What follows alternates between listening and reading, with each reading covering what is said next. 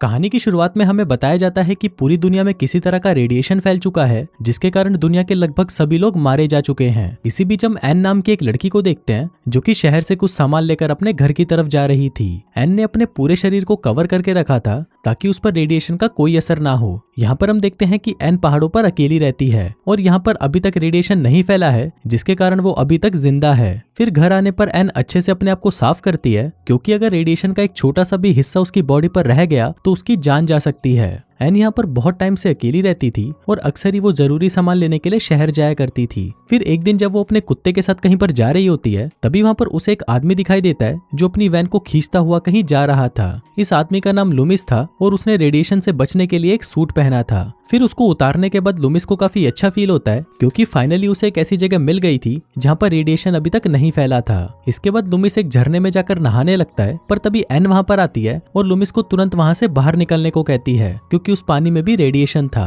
अब लुमिस को जैसे ही इसके बारे में पता चलता है वो तुरंत बाहर आ जाता है, पर तब तक लुमिस इन्फेक्टेड हो चुका था, इसलिए उसे उल्टियां होना शुरू हो जाती हैं। अब लुमिस बहुत ही मुश्किल से अपनी वैन के पास आता है और एक इंजेक्शन लगाने की कोशिश करता है, पर क्योंकि उसकी हालत बहुत ज्यादा खराब हो चुकी थी, इसलिए वो उस इंजेक्शन को नहीं लगा पाता। तभी वो एन को उसे वो इंजेक्शन लगाने को कहता है और एन उसे वो इंजेक्शन लगा देती है। अब क्योंकि लुमिस काफी ज्यादा बीमार हो चुका था, इसलिए एन उसे अपने घर ले आती है और उसकी देखभाल करने लगती है। एन गॉड से प्रार्थना भी करती है कि लुमिस को कुछ ना हो, क्योंकि वो यहाँ पर बहुत टाइम से अकेली रह रही है और वो फिर से अकेली नहीं होना चाहती। अब इसके कुछ दिनों बाद लुमिस की कंडीशन बेटर होने लगती है और फिर एक दिन जब वो दोनों आपस में बात कर रहे होते हैं, तभी लुमिस एन को बताता है कि ये जगह पूरी तरह पहाड़ों से घिरी हुई है, इसलिए अभी तक यहाँ पर रेडिएशन नहीं पहुंचा। ये सुनकर एन उसे बोलती है कि ये जगह गॉड ने हमारे लिए बनाई है ताकि हम यहाँ पर जिंदा रह सकें। एन लुमिस को ये भी बताती है कि उसके फादर और भाई बाकी बचे हुए जिंदा लोगों को ढूंढने गए थे, लेकिन आज तक वो वापस नहीं लौटे। फिर अगले दिन जब एन खेत में काम कर रही थी, तभी लुमिस उसके पास आता है और उसे कहता है कि तुम्हें ट्रैक्टर का इस्तेमाल करना चाहिए। पर इस पर एन उसे बोलती है कि इसमें पेट्रोल नहीं है और पेट्रोल पंप बिजली से चलता है, जो काफी सालों से यहाँ पर नहीं है। पर इस पर लुमिस उसे बोलता है कि हम बिना बिजली के भी पेट्रोल पंप से पेट्रोल निकाल सकते हैं। और फिर जब एन उसके इस तरीके को ट्राई करती है तो वो पेट्रोल निकालने में कामयाब रहती है। फिर रात को जब वो दोनों डिनर कर रहे होते हैं, तो एन के पूछने पर लुमिस उसे बताता है कि वो अपने बाकी सर्वाइवर दोस्तों के साथ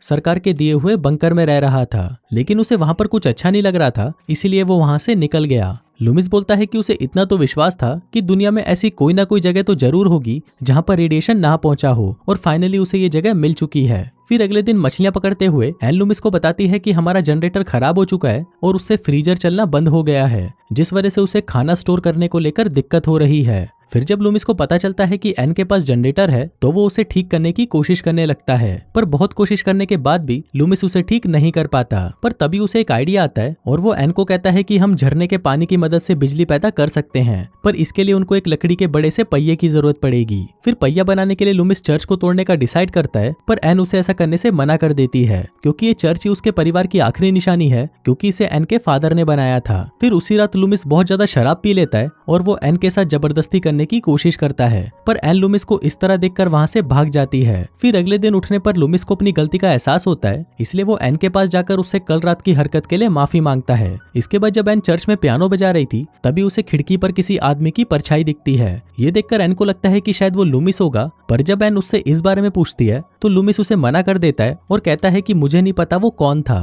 फिर उसी रात एन तैयार होकर घर पर लुमिस के साथ कैंडल लाइट डिनर करती है, और डिनर के बाद जब एन लुमिस के करीब आने लगती है तो लुमिस उसे वहीं रोक देता है और कहता है कि हमें जल्दबाजी नहीं करनी चाहिए और पहले हमें एक दूसरे को अच्छे से जान लेना चाहिए, जिस पर एन भी उसकी इस बात से एग्री करती है। फिर अगले दिन एन लुमिस के पास आती है और वो चर्च को तोड़कर पहिया बनाने की बात पर एग्री हो जाती है, पर इस पर लुमिस उसे मना कर देता है और कहता है कि हम कोई दूसरा रास्ता ढूंढ लेंगे। कुछ देर बाद एन को सेलेब नाम का एक और आदमी मिलता है और वो उसे अपने घर ले आती है, पर लुमिस को सेलेब का वहां आना पसंद नहीं आता, इसलिए वो उसे यहाँ से जाने को कहता है। इसके बाद लुमिस जब सेलेब की रेडिएशन लेवल को चेक करता है तो उसे पता चलता है कि सेलेब के अंदर थोड़ा बहुत रेडिएशन है, जिस वजह से वो उसे बाहर ही रुकने को कहता है। पर ये सब एन को बिल्कुल भी अच्छा नहीं लगता, इसलिए वो लुमिस को कहती है कि हमें उसे घर के अंदर ले आना चाहिए, क्योंकि वो पूरी रात बाहर नहीं रह पाएगा। अब लुमिस भी एन की बात मान लेता है और वो सेलेब को घर के अंदर आने के लिए बुला लेते हैं। इसके बाद जब वो तीनों साथ में खाना खा रहे थे तो लुमिस उनको अपनी एक कहानी बताता है कि एक बार जब वो पानी लेकर वापस अपनी वैन की तरफ आया तो वहां पर उसने एक लड़के को देखा जो रेडिएशन से तड़प रहा था। फिर वो लड़का लुमिस के हाथ में बंदूक देखकर उसे गोली मारने को कहता है, पर लुमिस ने ऐसा नहीं किया और वो उसे वहीं छोड़कर वहां से चला गया। इसके बाद सैलेब भी अपनी कहानी सुनाता है और वो बताता है कि जब रेडिएशन फैलना शुरू हुआ था तो वो अपने दोस्तों के साथ माइन में काम कर रहा था, पर रेडिएशन की वजह से वो लोग वहीं फंस गए। फिर कुछ दिनों बाद कुछ लोग वहां से बाहर निकलने की जिद करने लगे, जिस वजह से उन सभी में आपस में लड़ाई हो गई और सभी ने एक दूसरे को मार डाला, जिसमें वो सिर्फ अकेला ही बचा था। फिर लंच के बाद एन लुमिस से पूछती है कि तुमने मुझे उस लड़के के बारे में पहले क्यों नहीं बताया, जिस पर लुमिस उसे कहता है कि मैंने तुम्हें ये इसलिए नहीं बताया क्योंकि मुझे लगा था कि वो तुम्हारा भाई होगा और मैंने उस दिन उसे शूट कर दिया था। अब ये सुनने के बाद एन लुमिस को कुछ नहीं कहती क्योंकि उसे भी पता था कि रेडिएशन की वजह से उसका भाई वैसे भी मरने ही वाला था। फिर जब अगले दिन लुमिस और सैलेब जंगल में शिकार कर रहे थे तब लुमिस सैलेब को पानी से बिजली पैदा करने के बारे में बताने लगता है और उसे भी वो आइडिया बहुत अच्छा लगता है। फिर अगले दिन वो तीनों मिलकर चर्च को तोड़ने लगते हैं। तभी सैलेब एन को उसके साथ वॉक पर चलने को कहता है। फिर जब वो दोनों बातें कर रहे थे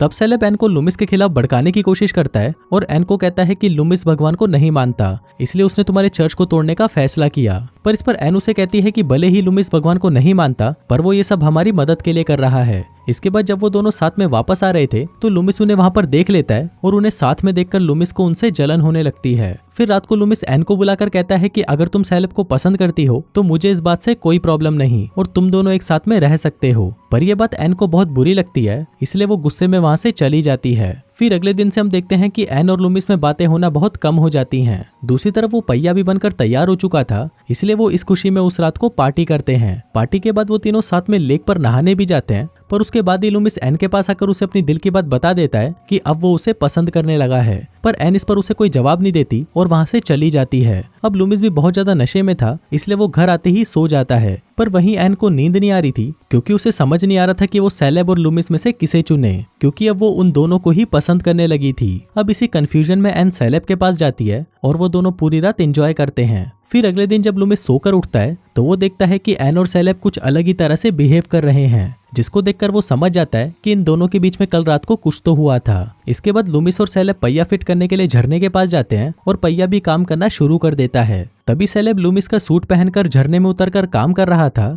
और वहीं लुमिस सैलेब की केबल को पकड़कर उसे सपोर्ट कर रहा था। इसके बाद जब सैलेब काम खत्म करके ऊपर आ रहा होता है तभी उसका पैर फिसलता है और वो नीचे गिरने लगता है, पर तभी लुमिस सूट की केबल को पकड़कर उसे बचा लेता है। लेकिन तभी वो सोचता है कि अगर उसने सैलेब को यहाँ से नीचे फेंक दिया तो वो एन की जिंदगी से हमेशा के लिए चला जाएगा। इसके बाद सीन यही कट होता है और लुमिस जब घर वापस आता है तो एन उसे पिछली रात के लिए माफी मांगती है। इस पर लुमिस उसे कहता है कि तुम्हें माफी मांगने की कोई जरूरत नहीं और सैलेब भी दूसरे शहर जाने के लिए यहाँ से निकल चुका है। अभी सुनकर हम व्यूवर्स को पता चलता है कि लुमिस ने सैलेब को पहाड़ से नीचे फेंककर मार दिया है। फिर इसके बाद लुमिस जनरेटर को चालू करता है और पूरे घर में बिजली आ जाती है, जिससे एन को भी बहुत अच्छा लगता है। इसके बाद जब एन पियानो बजा रही थी तो लुमिस वहां पर आता है और उसके पास आकर बैठ जाता है और इसी के साथ ही ये कहानी यहीं खत्म हो जाती है।